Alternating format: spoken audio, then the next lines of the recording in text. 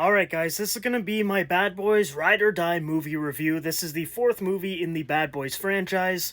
I wouldn't say I'm a huge fan of this franchise, but I really enjoy it. Like, I have a lot of fun with these movies, but I just don't think they're particularly great. Like, I think they're all good, but they have just never gotten to, like, that 8 or 9 out of 10 level. They all just kind of fall around 6 to 7 out of 10s. And this movie might fall under the same category. I won't spoil my rating out of 10 until the end of the video, but without further ado, let's go ahead and talk about pros and then cons. So my first pro is obviously the chemistry between Martin Lawrence and Will Smith. It was phenomenal in the previous 3 movies, and they continue it again in this one.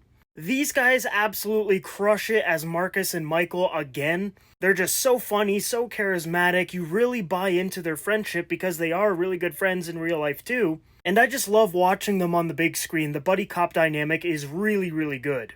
Then I would say the comedy for the most part, like in the first act it wasn't really working for me, but then for the rest of the movie it really was. Then I would say my biggest positive is the camera movement and all of the unique shots that they have in this movie. It is really well done.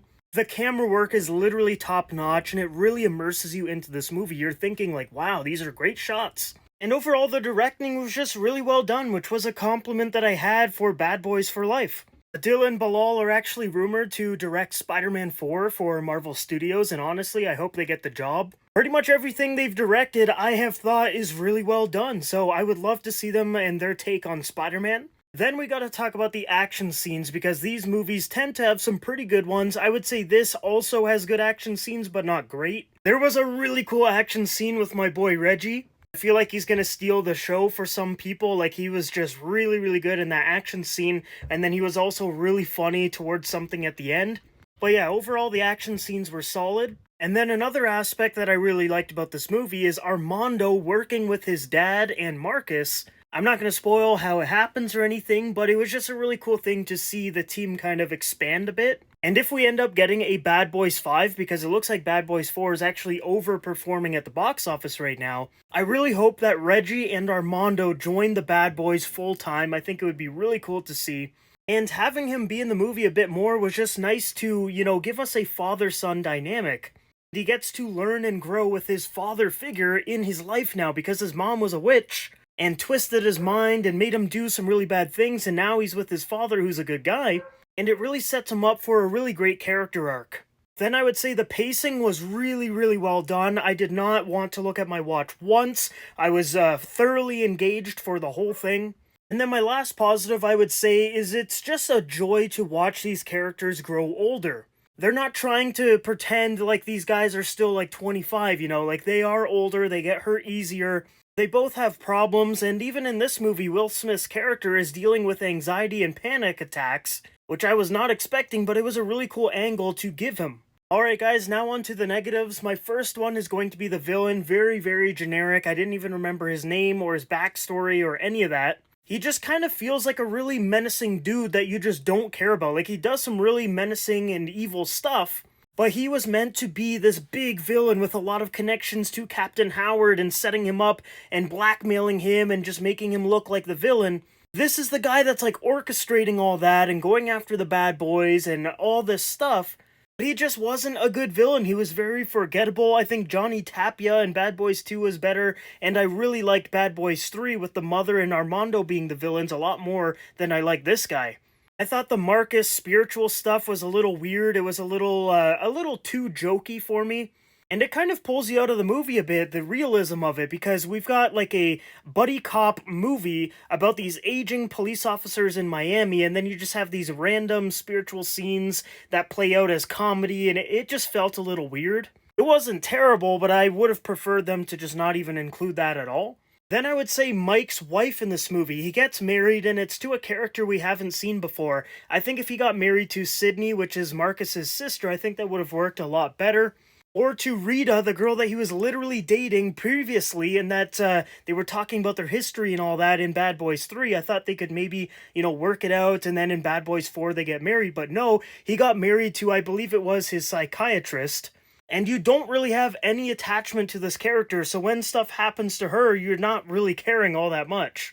But if you swap her out with Sydney or Rita, I think the stakes would have been a lot higher because we care about those characters already. Then I would say I wanted a bit more of a bigger story for this movie because it's set up to be something huge. It's set up to be like, years in the making for the bad guys' plan to actually happen now. They're setting up Captain Howard to basically be the fall guy for all of the bad stuff that they're doing. And, it is a big story, but it feels very, very small in the movie. I think they could have done a lot better with the actual story regarding Captain Howard and all of the, stuff leading up to this film, because it really did make it feel a lot smaller in my opinion. Then I would say the story is a little bit too simple and predictable, like you can kind of see a lot of stuff happening from a mile away. There's not really any big twists or reveals that aren't extremely obvious, because as soon as you see this one character, you're going to be like, yep, that guy's a bad guy.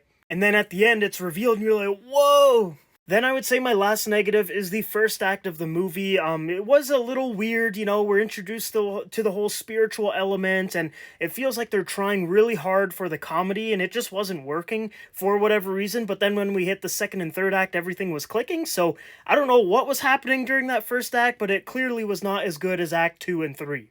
There's also a really funny slap reference joke in this movie, in this scene right here where this photo is from. Which, as a lot of you know, Will Smith and slapping, it turned into a big thing a few years ago, so it looks like they're kind of playing around with that, making a little bit of a joke in this movie, which I'm totally fine with. But yeah, guys, overall, Bad Boys Ride or Die is a really, really good time at the theaters. I think if you've enjoyed the previous 3 movies, you're going to really enjoy this one again. It's a really fun buddy cop movie. It's really funny. It's got great camera work. Some really great action. It's just a fun movie to just sit down, watch in IMAX or whatever, and munch on your popcorn. It's a good time. It's not something you need to rush out to the theaters to see. You can easily just go on a Tuesday, go watch it cheaper. You can go 2-3 weeks from now. I don't think it's really going to matter. Not that many people are going to be spoiling a Bad Boys movie. But I definitely recommend to check it out, even if it's on streaming, Like, it's a fun movie, and I think a lot of people are going to enjoy it. And with that being said, I'm going to give it a 6.5 out of 10. It is my second favorite out of the Bad Boys movies. That third Bad Boys movie, though, it's still my favorite. It is so well done. I really, really like that one, but this one is a close second.